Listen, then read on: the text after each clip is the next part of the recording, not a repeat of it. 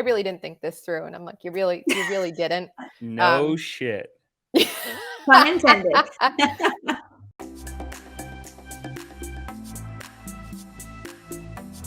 Welcome back, junkies. We are here for a bonus episode with Ashley Class, and she has agreed to stick around for just another few minutes and run us through a case study. So, Ashley, the rules here are we're going to take a deep dive into one of your case studies or a story. I'm going to give you 3 prompts here. You can pick one, and then we'll dive in and walk through it. So, the first prompt is, what was your hardest deal or a horror story? Or what is your most successful deal? Or you can pick what is the craziest story that you have in real estate. So which one are you picking? Let's go with what's the craziest story. Yes, we love crazy stories. We love the drama. Yes. And you will question my sanity on why I continue to do short-term rentals and midterm rentals after this story. So about 2 years ago when COVID hit, I had a guest that messaged me and said she's from Charlotte originally. She lived in DC. She was celebrating her birthday. Nobody could travel, obviously, because of COVID, but she was coming back and she wanted to rent an Airbnb to cook dinner with her friends and have a night in. And I thought, great. I just lost $80,000 in bookings. Let's book this. Sounds great. I checked her in. Everything was great. She loved the space. We had a big open kitchen.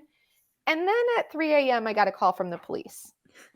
So just to think backwards is that since she is Charlotte local, she obviously knows a lot of people. She did not have an extra party, but the police wanted to know how I wanted to proceed with charges because she had called an ex-boyfriend for a meetup to the Airbnb, which is fine. I do allow guests, as long as they're not parties.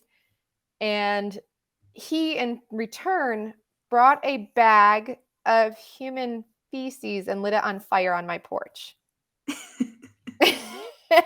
And obviously, the police were there because it got into a huge argument. There was a fire. There was damage. And it's biomatter. So, she obviously took care of paying for the pressure washing and removal of the biomatter, let's call it that, and was thoroughly embarrassed. I had a lot of questions for her that I obviously couldn't ask. Did he bring a bag and then take care of it at the property, or did he bring the bag with it in there and then bring it to the property? I just wanted to know these different things. But, when I had a quick turnover in between, and pressure washing scorch marks out of my porch was not expected whatsoever. It's not easy either. No. That was, yeah, I don't think I can ever top that one. And yeah. So it didn't catch the house on fire? No, thank God. But Thankfully. It did create, it was part of our patio / driveway portion, so there was just black char all the way up. It was very interesting. Oh my God. You're like, I thought you wanted dinner, and now I'm getting called at 3 a.m. and this is not dinner, number one. No. This is nothing remotely close, and now I'm dealing with cops, firefighters, and charges, and oh my gosh. So how did you end up pressing charges? Where did that go? No. I mean, at the end of the day, I just found it more funny than not. I was at the time, I think 4 months pregnant, and I'm like, I'm not dealing with this. I went there, I had a conversation. The ex-boyfriend was very apologetic. He was like, I really didn't think this through. And I'm like, you really didn't. No shit. Pun intended. Exactly. Yeah. And I was like, please, you're not allowed back here. All right. You good with that? And he's like, no, I'm really good with that. So we just kind of left it at that. She paid for the damages, the cleanup and all of that. And we just said our goodbyes. Did you have any cameras on this property? I do, but that unfortunately was out of the line of sight, which I feel like that was on purpose, because they had to purposely walk out past the cameras And then she, if you ever seen any Adam Sandler movie that has this skit in it, I didn't think that this was a real thing that people did. You then have to stomp out the fire or, take it out. And so then you have, human feces on your shoes. So it's all over and not a good night. Yeah, disgusting. Yeah. Oh my God. What was the argument? Did they ever come clean about that? Like what? I mean, obviously they were exes, but like I think it just really just ended bad. And she thought that it would be a good idea because, she was in town for 2 nights only. Yeah, it did not go. They did not think either through, both of them. yeah, let's bring him back and rekindle the relationship, and that was not what was kindled. No. Wow. Pun intended. Oh my gosh. Well, Wow. that's certainly one of the crazier stories we have had. And Yeah. crazy. I mean, it hits a point where you're like, listen, just get out and let's make sure this is cleaned up. Pay the small fees and just let's all move on because I Let's don't never want. talk about this again, even though I'm going to bring it Yeah. up in a podcast, Yeah, exactly. Yeah. So if you're Well- listening out there, you're famous Well, now. my other question is, hosts are supposed to leave comments on Airbnb for the guests. So what Yeah. do you say?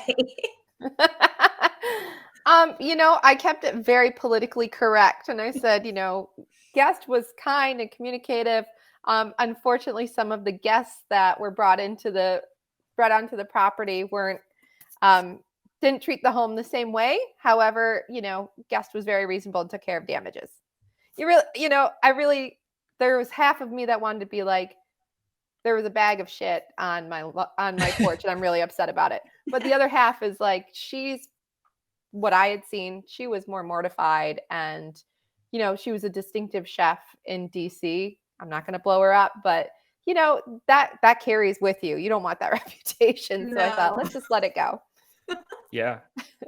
Have you ever had a background in PR or communications? Because I feel like this is a masterclass of like PR and communications. Like I could, take this battle onto the internet, but I'm just gonna keep this politically correct.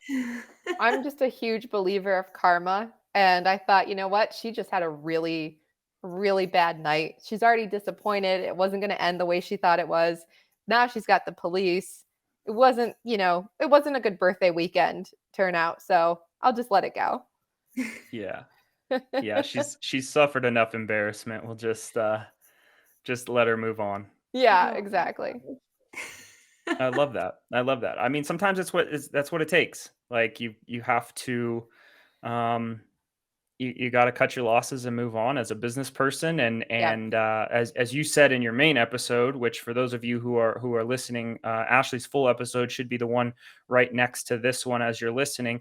So go check that one out on her story, how she got started in short-term rentals and midterm rentals, and all of the consulting and management that she has grown into now for those types of investors. And she consults nationwide. So if you're out there listening and would like some help on your short-term or midterm rental, Ashley is your person. And the thing that you mentioned in your main episode was, if you have done a few of these projects and you don't love drama, then you can't tell me you're buying more. So if you're still buying more, we love the drama, and it's what keeps things exciting, and it's why we're all not working a desk job and a traditional 9 to 5. So it's what makes these stories. I mean, you are a real estate junkie. Just admit it. That's yes. true. Yes.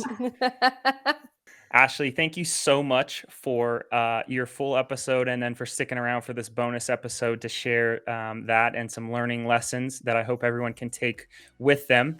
Again, if you're looking to connect with Ashley, her social links are going to be in the show notes, and as well, you want to go check out her full episode. So to all you junkies out there, thanks so much for tuning in, and we will catch you next time on the only podcast of its kind.